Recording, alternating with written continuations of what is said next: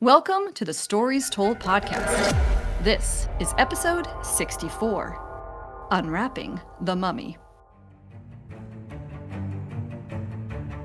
This is the Stories Told podcast. Two authors talking about stories in movies, TV, and of course, books. I'm Michael Grayford.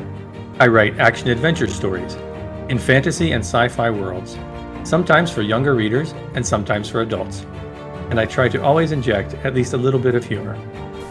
And I am author E.W. Barnes, and I write action-adventure, time travel novels, and space opera science fiction. Thousands of years, thousands of worlds. But be forewarned, beyond here, there will be spoilers. Are you ready for the adventure? Let's begin. Welcome back to the Stories Told podcast. I'm author E.W. Barnes, and with me is author Michael Grayford. And today we're excited to welcome back author Rae D'Arc, who is going to join us talking about the 1999 film, The Mummy. Welcome back, Rae. How are you doing? I am fantastic. Thank you so much for having me again. I was super excited when I heard you were talking about The Mummy, because I didn't grow up with it, but that might be the reason why I love it so much, because I found it later as an adult and just thoroughly enjoyed it. It didn't scare me. Well, we're very excited to have you. And how are you doing today, Mike? I'm doing great, thanks. Looking forward to the discussion. And I'm doing well as well. And I wanted to jump right in and ask Rae, what's new in your writing world? The last time we talked about your wonderful Don't Date the Haunted series, but I think you were working on your Princesses series, yes? Yes. So my current projects, just finished Camp NaNoWriMo, or National Novel Writing Month, which is a great source for authors and just for motivating people to get writing. I just finished that with working on book 4 of my Dreaming Princesses series. And so that one I'm hoping will be finished and ready to be published later this year. Fingers crossed. I also am so my next project that I'm working on is actually a collection of short stories that go with Don't Date the Haunted and Don't Marry the Cursed and Don't Dance with Death. So, and 2 of them are prequels actually to the series. So you don't need to read the series to enjoy these short stories. And then I'm actually also working on kind of a next generation to Don't Date the Haunted. So in the 3rd book, we get to meet their kid, or the main character's kid. They have a kid, and so I've been playing a lot with that kid. Is now grown up. He's 20 years old, and he is now exploring the fun lands of mystery, and gets to solve some fun mystery cases with his magical ability to speak with ghosts. And again, I'm working on them so that they are accessible to those who haven't read the first books, but still having a lot of fun with the dark romantic comedy idea or themes of it's got some supernatural elements, but it's definitely just poking fun of all of the tropes that you'd expect in a mystery. That sounds amazing. I'm so excited that you've got more coming out of that universe, because it's a really cool universe. So that's phenomenal. I'm so glad to hear that. And Mike, how about you? What's going on in your writing world?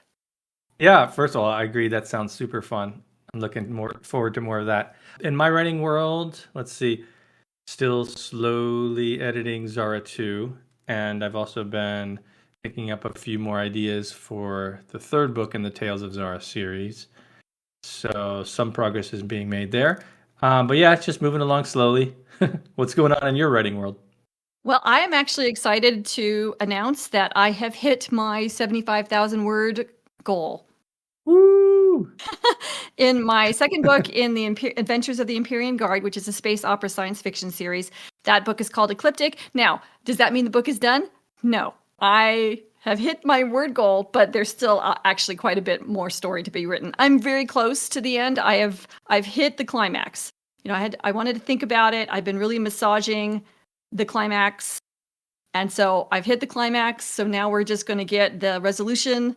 And I'm very happy with it, because it does bring the character that I'm focused on in this story to a point of having learned the lesson that I was hoping he would learn. And, Rae, just so that you are aware, this series that I'm writing is a collaborative group of adventurers, right? They're a group of pseudo-military group that go on missions together, etc. But each story, I try to focus on one member of the group with a sort of story arc for them within the entire series story arc. Anyway, so I'm very excited about how this particular character, his name is Fulgar, how his character, his story arc is coming together. So I think hopefully the rest of it will go very quickly now, because I was really struggling with wanting to make sure that was as good as I wanted it to be. So I'm excited. Yay. Excellent. Sounds like an adventure. Yeah. As a reminder to our listeners, you can get Rae's books on Amazon, as well as brick and mortar stores such as Barnes & Noble, and the links to her books will be in the show notes. You can read The Tales of Zara on Amazon in both episodic format on Kindle Vella, as well as in ebook and paperback on Amazon. And you can read The Adventures of the Empyrean Guard as it's being written on Patreon. And all those links will be in the show notes. So, Rae, what interesting stories have you come across lately in books or movies or television? Lately, I've been actually rereading one of my favorite books. I call it my new Harry Potter because I was obsessed with Harry Potter, and now I'm almost obsessed with this series. It's a good thing they don't have more swag. So it's the Stormlight Archive by Brandon Sanderson. One of my really good friends is starting to read it. She is not a Sanderson fan normally, but I convinced her to read these books because I enjoy them so much. And of course, while she's reading it and texting me of like, hey, this is happening right now, I want to read it as well because it gets me excited. So I've been staying up far too late, rereading these behemoth stories and enjoying those. I've also been watching lately with my husband. Sometimes we want just like a calm TV show that is family friendly. We could watch on Sunday, and we actually started picking up Highway to Heaven, which is an older one. It has that annoying fuzz in the background when they haven't cleaned up the sound quite yet. But it's kind of like Touched by an Angel, except funnier. It doesn't take itself as seriously, so that means I like it because it has some humor and comedy with this angel who's going around trying to help people, but he also has a friend with him, unlike Aaron, who knows that he's an angel and kind of gives the almost human side to, this is weird, what's going on, aren't we going to help these people type things. So it's interesting. We're not very far into it yet, but so far we're enjoying it. It's a Michael Landon series, wasn't it? Yes. Yeah, he actually helped to produce it, and yeah, he's the angel. Did you ever see that, Mike? Yeah, I remember watching that back in the day when it aired. Yeah. I don't think I ever watched it, but I was aware of it. I knew that it was out there. And I had never heard of it, so this is new to me. That's wonderful. Well, I hope you enjoy it. Yeah. And how about you, Mike? What interesting stories have you come across lately? Let's see. What have I been watching or reading? Well, I've been reading the book that we're going to talk about soon. Is it next week? I forget. It's coming up. Yep. And then what have I been watching? I've seen... Oh, I had watched Star Trek Discovery, and I watched the first 3 seasons, and I was about halfway through the 4th season, and I don't know, I just kind of lost interest. So I picked that up again, and I've been working my way through that because I know they're going to come out with a final season. It's out soon. So yeah, it's an interesting one. It's out now. Oh, the final season is out now? Yes. Oh, okay. All right, so maybe I'll just roll into that then after this. Yeah. There's something about the 4th season, it didn't grab me as much. And even now as I'm picking up it again, it's like, it's fine, but I don't know, I think the first 3 just had a little bit more momentum to them. Yeah. But I am curious to see where this goes. Yeah. So they're now super far flung into the future.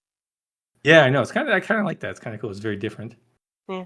Helps with the continuity issues because otherwise it's like, Yeah. Why didn't they have this technology in the others? Because it was in the past. And what have you been reading or watching lately? Coincidentally, I too am working my way through the Stormlight Archive. I'm in book 3 right now. I was under the impression that Brandon Sanderson was going to release book 5 in May, and I guess I was wrong about winter. that. And it's coming. It is going to be this year, though. Yeah, in December. So yes. So I've been working I'm rereading that in anticipation of that 5th book, and then figured out that it wasn't coming, and had sadness, and then kept reading. I'm also reading Hail Mary, which is the book we're going to talk about next week on the next podcast. That's the Andy Weir book that followed up from his novel The Martian. So I've been reading that as well. And we finished Foundation, the 2nd season of Foundation, which really ended with a bang. I thought it was terrific, and I'm really looking forward to season 3, which I understand is in production. So we'll have to wait. But I'm hoping it's as good as the first 2 seasons have been. Yeah, me too. So, we have an incredibly talented author of dark romantic comedy joining us today. Are we ready to talk about the dark romantic comedy of The Mummy? Yes. Let's do it. All right, let's begin. Today we're talking about the story told in the 1999 film, The Mummy. And I'm going to read to you from the synopsis that comes up from IMDb. At an archaeological dig in the ancient city of Hamunaptra, an American serving in the French Foreign Legion accidentally awakens a mummy who begins to wreak havoc as he searches for the reincarnation of his lost love. So, Mike, did you like this film? Yeah, of course I liked it. I'm not a monster. No, yeah, I love this movie. It has a lot of elements that come together really well. I really like this sort of adventure-y style. You know, it has a little Indiana Jones flavor to it in a way. Story-wise, I think they do a great setup of characters. You learn who these characters are very quickly as they're introduced. You get a sense of their personalities and what they're looking for. Just fantastic writing. And at the same time, you also learn what the plot is very quickly. The setup and the conflict are introduced very early on. You know where we're going. You know what ride you're in for with this movie. They set it up and they deliver so well. And I really like the sort of prologue sequence they have at the beginning. A lot of common writing advice is, if you're doing novels, don't ever do a prologue. Don't ever do a prologue. Which, of course, we all read books with prologues. So people are doing them, and you can do them well. And I think this movie does it very well. I think the story wouldn't work as well without that opening segment, because it really gives us a sense of the background of the characters. Even, this is the sort of the villain or the monster of the movie. But it's nice to know where that character is coming from and what that character's motivation is. So I really like the way they set it up. And there's a lot of fun, magically, curse kind of things that are going on. I love the magical reveal of Hamunaptra, how they have to wait there at a certain time, and it's revealed by the sun, and then they can actually go into it. I thought that was very clever. It was very fun. Yeah, I like that there's a sort of budding romance that's also light and fun. It's not overly serious, like as if this were, a straight romance story. So it's an element of the story, but it doesn't overpower. I think that it does a good job of blending different elements from different genres. You have a sort of action story, adventure story, comedy story, horror story, and of course, romance story. And all these things kind of work together really well. This is obviously not a remake, but a sort of what would you call it? Not a rebranding, a reboot, I guess, of the original Mummy story. They were trying to bring back the classic monster movies, from the earlier days of cinema. And this was the first one that was done by Stephen Sommers. He later did The Mummy 2, and then they did Van Helsing, which brought in Dracula and Frankenstein and other characters like that. But this is sort of the beginning of that reboot. And I think it was a fantastic start to that. It didn't just say, okay, we're going to do a horror movie, right? Because that, I don't know if that would have worked as well in the modern era, just a mummy horror. maybe, but I think blending it with this sort of action adventure feel and having the romance feel and having the comedy, I think it all worked together so well. And it doesn't take itself too seriously, which I think is a huge part of its success. I think if they tried to play this completely seriously, it may not have worked as well. Whether that was as romance or whether it was as horror or whether it was as action adventure, I just don't think it would have worked as well. I think it worked because they just played with it and they had fun. But even from just a writing perspective, I think they did so much so well. They set up things and they paid them off really well. And you have that classic payoff at the end where they defeat the bad guy, they ride off together into the sunset, and they still manage to pull with them a handful of treasure. It's just so satisfying at the end. Yeah, I think overall it still holds up. Still a fun movie. It's a shame that the reboot was made, probably. The reboot after this one with Tom Cruise. Anyway, I really like this movie. I thought it was fun, but I'm more interested to hear what Rae has to say about it. Well, you said most of what I wanted to say, so just to kind of piggyback on that, this movie is all of my favorite pieces. I don't care what genre something is, I just want some action, adventure, some kind of a thriller, suspense, and I want some romance, and I want some comedy, and this movie hits all of it. You just mentioned all of the things and elements that it has. And it is actually based on a book, very, very, very loosely, because as you mentioned, it is based on or kind of remakes of earlier films, but the films are all based on The Mummy or A Tale of the 22nd Century by Jane Webb. So it's actually kind of like a sci-fi. It's supposed to be a futuristic horror, like kind of like Dracula and those. Dracula wasn't really futuristic, but just it was written in that same time. I haven't read it, but I have read snippets of it, enough to tell that the characters are very one-sided and very simple. There isn't a lot of. They did well in changing it in the films to really give the characters more depth and to give the story more than just the monster in the dark. And because the monster, as you mentioned, we get his story in the beginning, and he really is the hero of his own story. He's just trying to get his, the love of his life, love of his eternities, even after death. He's just trying to be with her. And so, according to him, he's doing nothing wrong. And they're just getting in his way.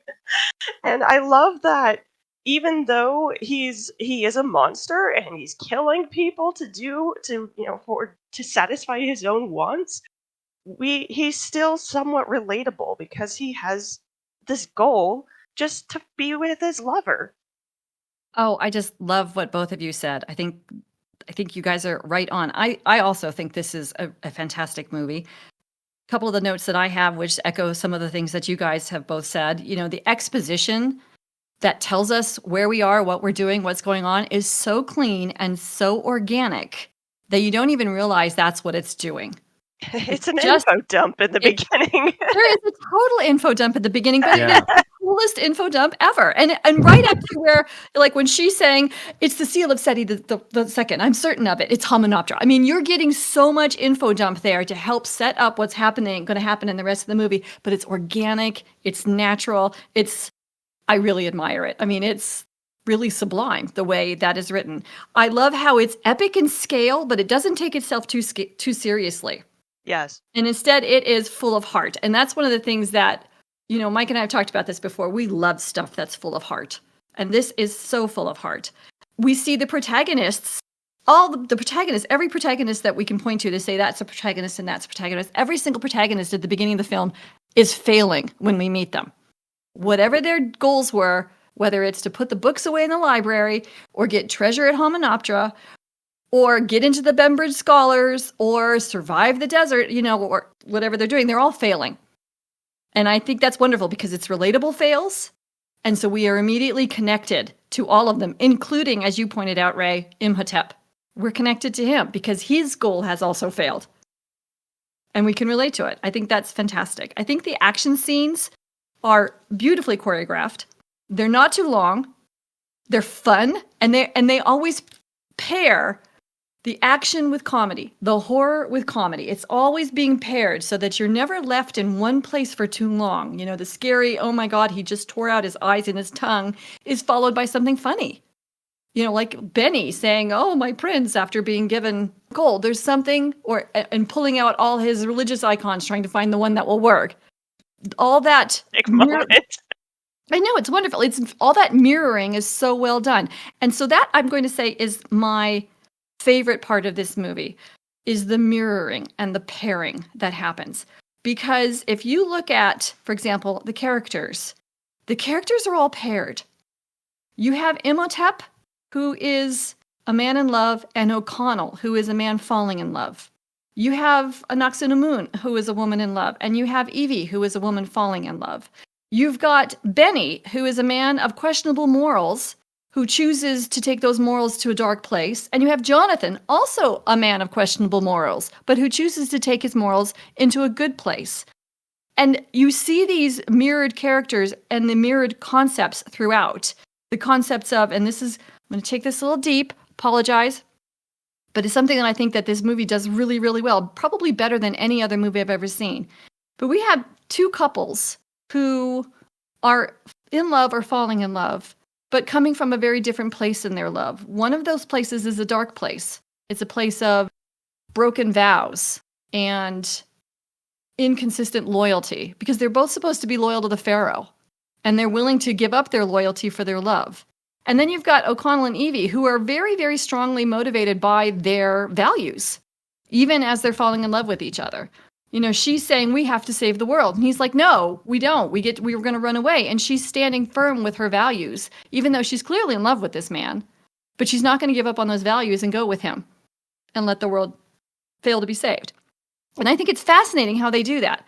This pairing, take the warden, for example, a man of questionable morals, right? Who dies tragically from a scarab infection.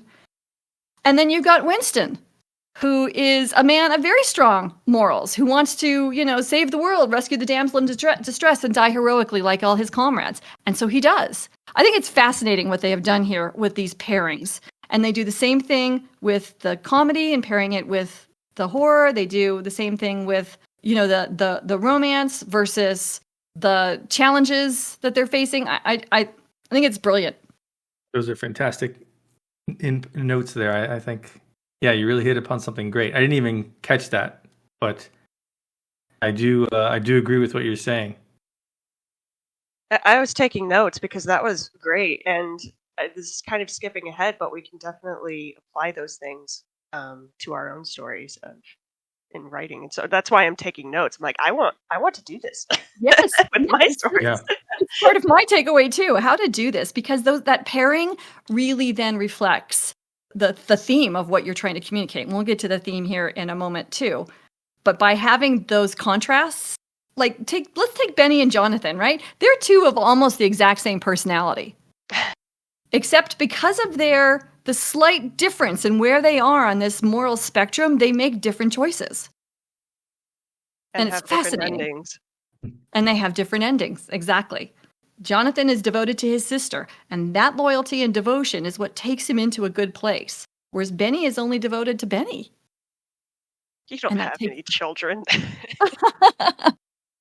So, we all love this movie, but are there any things in this movie that we might have changed? Rae, how about you? Do you think there's anything you might have changed? It's hard to say because I do enjoy this movie so much, and we've talked about the necessity of the introduction with that info dump, but I almost wonder if there might have been a better way to provide that story, to give that information without it kind of, being a straight up narration of this is the story of what happened to Imhotep, and this is. But it does set up the tone for the rest of the movie, though. Of this, it's going to be dark and scary. Not for a while. They have to get back to Hymenoptera for until things get crazy, with the mummy again. And, Dark and people start dying. But and that introduction does help set up that horror, because it's almost like the Jurassic Park layout of, Yeah. you get that introduction, somebody dies, there's something scary going on. But then you have this beginning half almost that's almost peaceful and just kind of fun, and just exploring the setting and what's going on before it gets dark and scary. And you can't do that with books. I tried that with my book, and it got ripped apart. I had to learn how to weave in Don't Date the Haunted. I had that first half in my first draft. It was half of it was very romance and fluffy, and then the other half was people dying and hauntings coming out. And so that doesn't really work so much for audiences these days. We want it more blended. We expect things to be, if we're going to read a horror, we want elements of horror throughout the entire story, even if it is softened, I guess, with romance and comedy.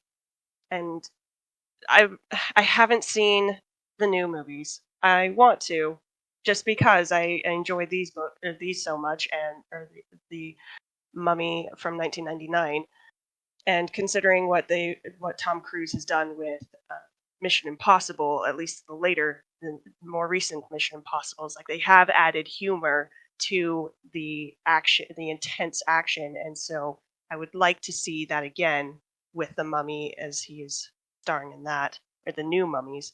So I'm hoping that they still kept some of the comedy, but I haven't seen it, so I don't know what they did. I love your comparison to Jurassic Park, because I think that is right on. That's spot on observation. Mike, how about you? What would you change? There was one thing that stood out to me as I was watching this go through, where it was when they were camped there with the Americans, and the protectors of Hamunaptra attacked the camp, and then it leads to eventually O'Connell grabs a stick of dynamite and lights it, and the leader says, "Okay, we'll spill no more blood tonight. I'll give you 1 day to leave," and then they just ride off. And I was thinking, like, these people have been protecting this for 3,000 years now, have no problem killing people. And they're just going to let them be. They know these people are treasure hunters. They know they're going to go back in there again. It didn't strike me as realistic. I felt like they would just be more ruthless. They'd be like, okay, you already had. He knew O'Connell had already been there, and he had the audacity to come back. So there was no reason for him to think that they would just leave. But I thought that didn't feel right to me. I'm not sure how that would be fixed. The only thing I could think was maybe just skip that part and have them come in later, like they actually do in the movie, and then go from there. That would be the only thing I could think of. It wasn't a huge thing. It just struck me as odd, given they knew what was at stake. So that was the one thing I saw. Is there anything that you would improve? Like you, there were just a couple of things that I think could have just been saved with a little bit of dialogue. One was, there was no explanation as to why Imhotep needed Evie as a human sacrifice when there was no human sacrifice when he originally was trying to restore Anck-su-namun. Now, I'm assuming it's because Anck-su-namun her body had decayed over the time, and so he needed a fresh body. Yeah. But they didn't really ever say that. I think that. So but they didn't explain that. Right. And I think just that, and the reason it stands out is because the movie is otherwise so well written that all these questions are answered. And so it sort of stands out a little bit as to one of the few things that they didn't actually touch on. A little dialogue, I think, would have done it. And similarly, I kind of always wondered why, if the Magi were guarding Hamunaptra for 3,000 years, why didn't they explore it and discover the switch that turned the whole city upside down in the sand so no one else would ever come? Now, the one lever that Benny accidentally puts on. Right, exactly. But I think this goes to what Mike was saying, and I think a single line of dialogue of, we don't want to disturb the city because it might arouse the creature. If Yeah. we blow something up, the creature might be freed, or if we overturn the city, the creature might be freed. Then you got those 2 points covered. Yeah. So again, just a little bit of dialogue. Small things in an otherwise incredibly well-written, very tight story. That's it. So how about theme? Let's talk about theme. What theme did we pull from The Mummy? Mike, how about you? Boy, that's a good question. I had a little bit of a trouble with this one, and I probably don't have what you two have, so I'm very interested to hear what your thoughts are.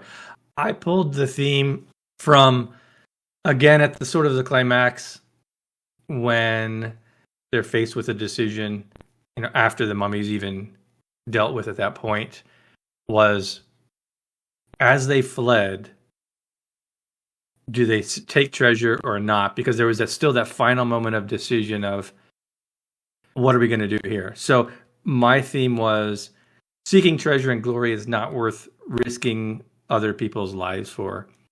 Because it seemed to be kind of the thing they set up at the beginning when O'Connell was all about the treasure and that's what he was going after. And then as they were fleeing, they're walking through this room of vast treasure.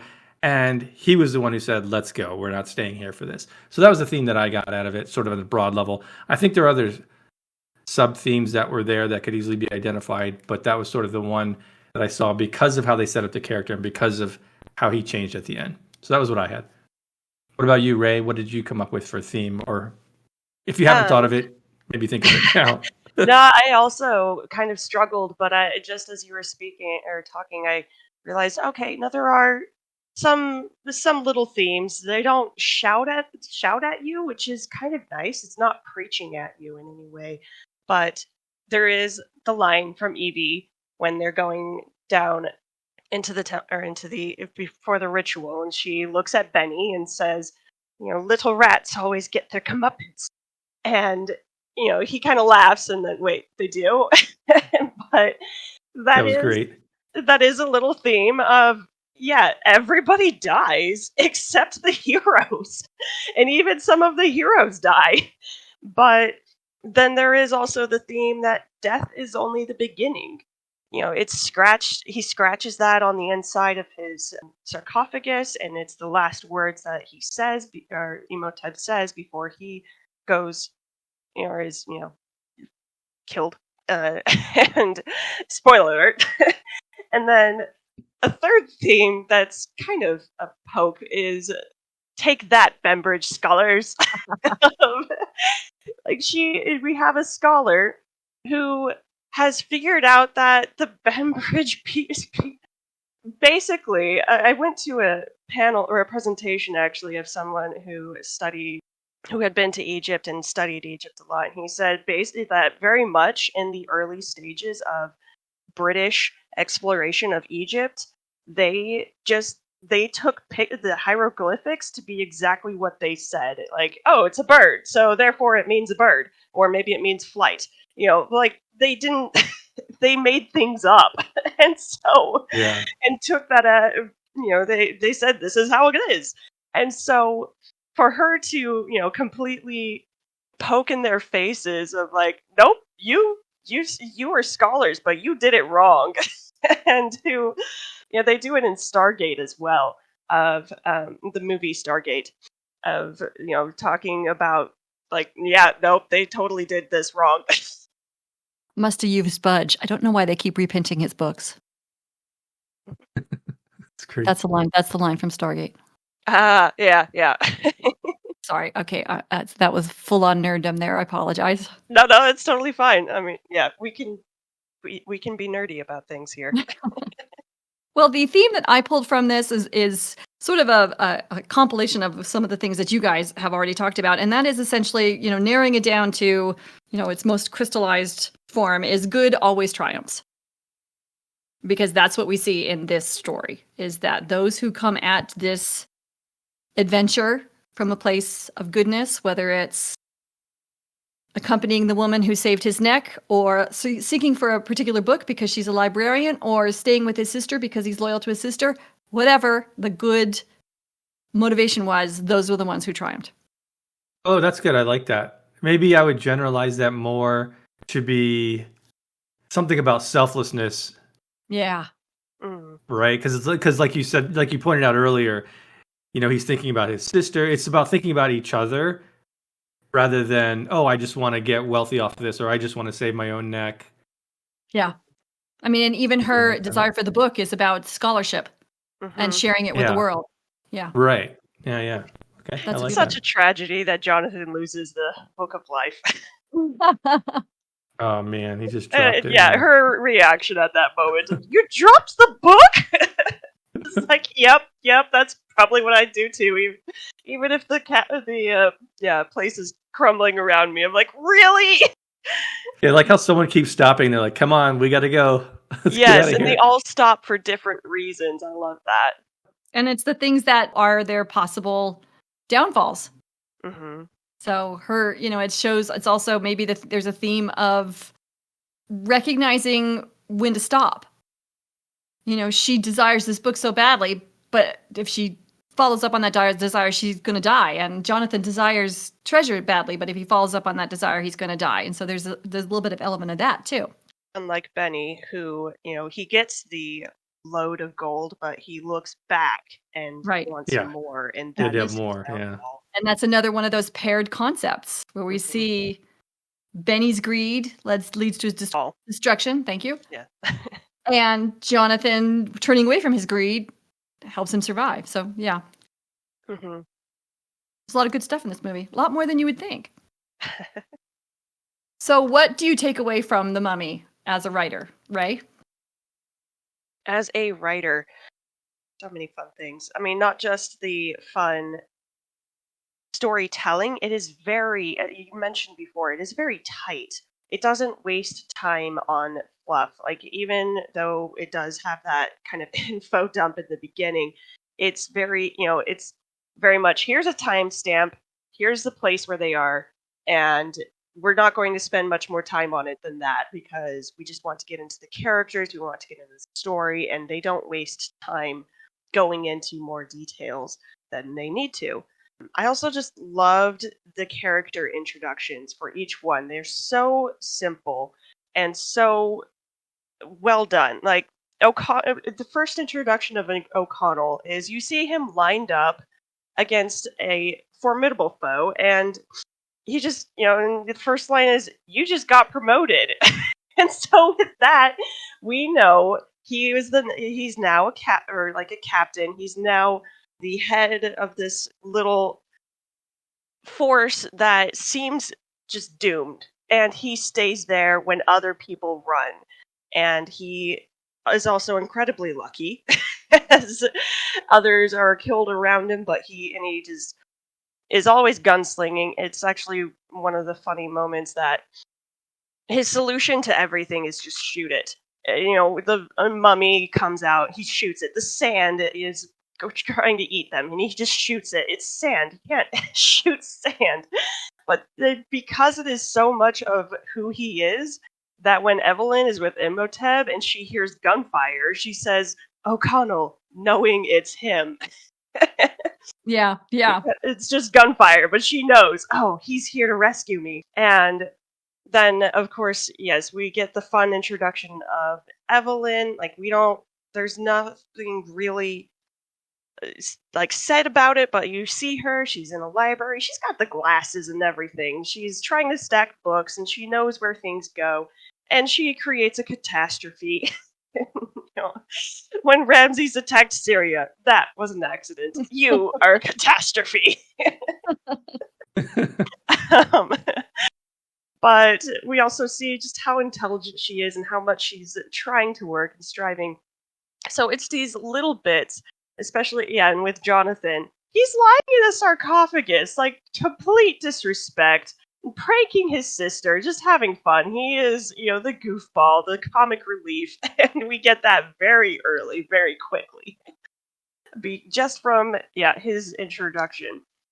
And so, as writers, we don't have to explain everything. We can let our readers we don't have to explain it to our readers. They're smarter than we think, usually. And so just kind of letting the story tell itself and the characters be who they are, and they will explain themselves. Also, just the fun quips. There are so many fun quips that I like. I love to add quips and little lines in my stories just to help lighten the mood. And it is those little quips that help make the horror not seem as horrific, and just that interweaving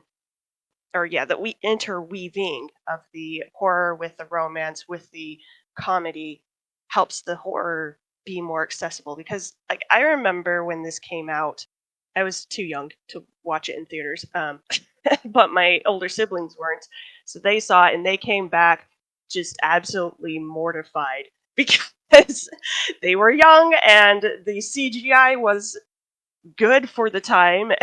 And so they said, "Oh my goodness, it was terrifying. It was a horror. You do not want to see it." They kept telling me, "Oh, you don't want to see it. You don't want to see it." So I put off seeing it until I was in college, actually. And one of my roommates had it on her laptop. So I watched it finally on her laptop by myself and just laughed the whole way through because I was older and it didn't scare me as much. But it really is a horror. It really is a romance, but it has so much of the comedy, the little quips interwoven that you see it just like as a fun action adventure with a monster. I'm sure there are other things that you can, and I could keep going on, but I should probably stop myself. So, Mike, what about you? Yeah, I like that. I like those notes. I definitely also would take away the elements of fun and keeping that as part of the story. Obviously, depending on the tone that you're going for, but I think for something like this, it just worked perfectly. I'm actually going to take another comment that has come up and make it my writing takeaway, which is using mirrored characters. I think that's such a great note and such a good concept. Coming up with counters to each personality that really highlight the values of the hero or the heroes in this case. I think that's such a good note. There's a concept in the storytelling analysis system called Dramatica of a character called a contagonist. And the contagonist is basically a character who presents the opposite viewpoint to the one that the hero needs to learn. So it's someone who says, like, if you look at Star Wars, for example, if you look at the Empire as the villain of the story versus a specific character, Darth Vader is kind of like the contagonist. He's like, come to the dark side, right? Join me. You can be more powerful. He's presenting the opposite viewpoint that the hero needs to learn. So that kind of idea of a contagonist. And here, like you said, it's a mirrored character or a counter to the character's personality, the character's ideals. I think that's such a great thing that really helps accentuate the themes and morals of your story without having to smack you in the face with them. So that would be my writing takeaway. Those are both great takeaways, both you, Rae, and you, Mike. And I would only add to that, I agree. I love the idea of these mirrored characters. I also love the idea of seeing the characters on a spectrum, like Benny and Jonathan, who would seem to be very close together in their personality and the choices that they make.